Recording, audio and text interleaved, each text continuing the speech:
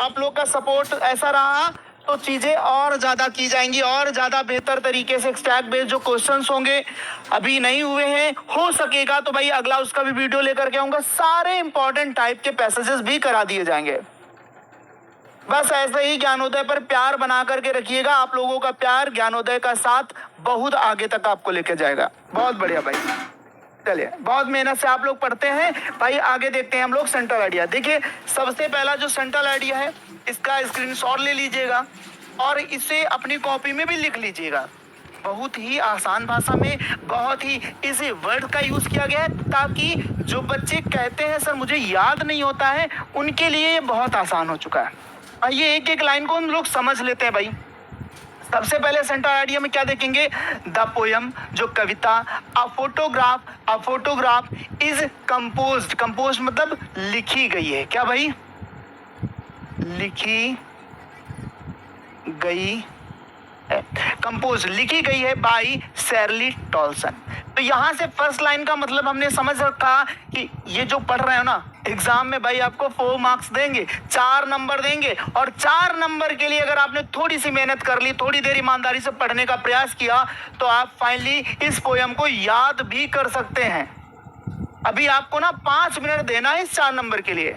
तो चलिए माइंड लगाते हैं बिल्कुल सेंट्रल आइडिया में। क्या है भाई, द पोयम या कविता, a photograph is compose by Shirley Toulson, यानी शेरली टॉल्सन के द्वारा लिखी गई कविता फोटोग्राफ है।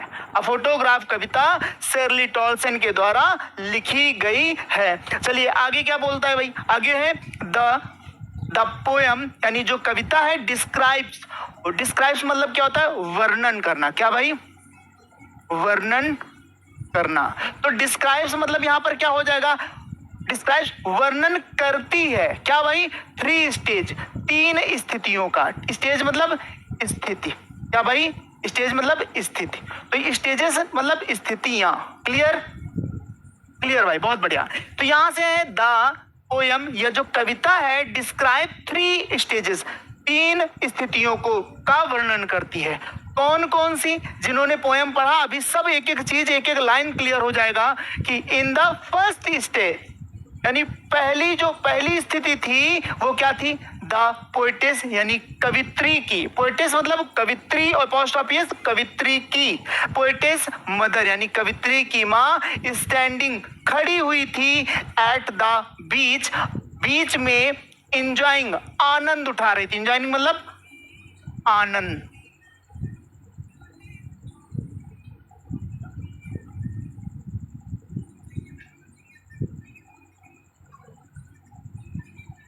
आनंद, ठीक, आनंद लेना, ठीक। तो यहां पर क्या हो गया भाई, एट द बीच में एंजॉयिंग आनंद ले रही थी हर हॉलीडेज अपनी छुट्टियों का with her two girl cousin मतलब बताया मैंने आपको चचेरी, मतलब उनकी चाचा की 2 बेटियों के साथ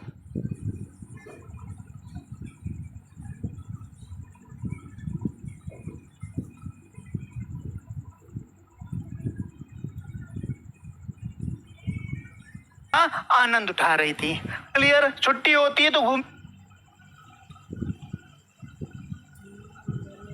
जाते हैं तो सिंपल सी बात, वह भी अपने चाचा के साथ जिनके साथ 2 बेटियां भी थी तो कहीं ना कहीं वो उसकी कजिन हो गई। तो भाई उन कजिन के साथ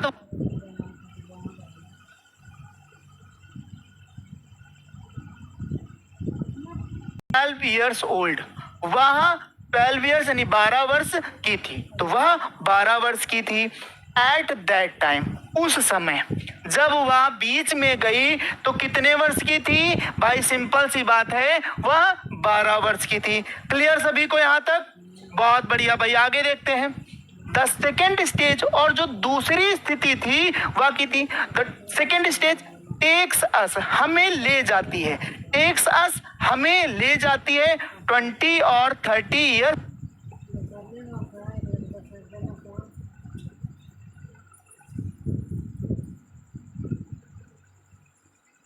42 हो चुकी होगी।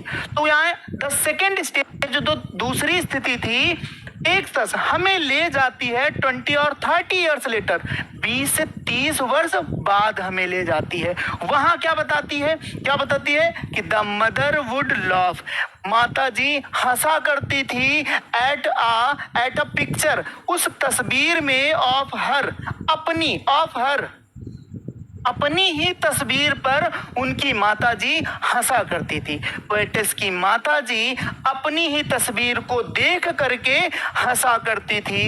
एंड और द वे, और जो तरीका था क्या था, सी एंड हर कजन, इस तरीके पर सी, वह और उनकी जो कजन थी, वो जो चचेरी बहनें थी, वर ड्रेस्ड मतलब पहनावा, ड्रेस्ड मतलब पहनावा, लिख लेते हैं ना, पहनावा, ड्रेस मतलब पहनावा, ठीक, यानी जो कपड़े पहने थे वो कपड़े। तो सी एंड हर कजन, वह और उनकी जो कजन थी, दो चचेरी बहनें थी, वह ड्रेस, जो पहनावा था, उनका पहनावा था इन अ पिक्चर ऑन अ बीच, यानी बीच पर जो तस्वीर उन्होंने क्लिक कराई, खिंचवाई, उनका पहनावा देख करके माताजी प्रायः हंसा करती थी। देख देख के उस फोटो को वह कभी ना कभी हंस दिया करती थी। क्लियर सभी को? बहुत बढ़िया। अब आगे देखेंगे इन द थर्ड स्टेंजा, और ना थर्ड स्टेंजा में क्या हुआ भाई, थर्ड स्टेंजा में क्या हुआ, द पोएटेस, जो कवित्री है ना, रिमेम्बर्स, याद करती हैं। भाई रिमेम्बर्स मतलब याद करती हैं, रिमेम्बर्स याद करती हैं। द पोएटेस यानी जो कवित्री रिमेम्बर्स याद करती हैं हर डेथ मदर अपनी मरी हुई माँ को, यानी उनकी जो माँ मृत हो गई हैं, उन मृत माँ के बारे में याद करती हैं। With her broken heart, broken मतलब टूटा हुआ, दुखी, ब्रोकन मतलब टूटा हुआ या फिर दुखी हृदय, क्या बोल सकते हैं, दुखी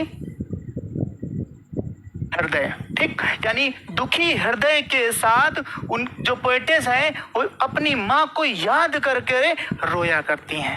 अपनी माँ को वो भूल नहीं पा रही हैं, अपनी माँ को भूल नहीं पा रही, वो हर समय अपनी माँ की फोटो देख करके, उन्हें देख करके वो हर समय रो दिया करती हैं। इस लाइन से हमें ये समझ में आ गया। आगे क्या है भाई, सीइंग दैट पिक्चर। देखिए आपने ना क्या बनाया था, जब सिंपल सेंटेंस बनाना सीखा तो ऐसे ही बनाया, सीइंग दैट पिक्चर, वह तस्वीर देख करके, सीइंग दैट पिक्चर, वह तस्वीर देख करके, फिर कॉमा लगाया, तो वह तस्वीर देख करके द पोएटेस जो कवित्री थी, बिकम्स हो जाती थी, साइलेंट शांत क्या हो जाती थी, शांत हो जाती थी। विद सैडनेस, दुख से, सैडनेस मतलब दुख से। और कवित्री ना वह तस्वीर देख करके, जैसे ही तस्वीर देखती वह तुरंत उसी दुख की वजह से शांत हो जाती।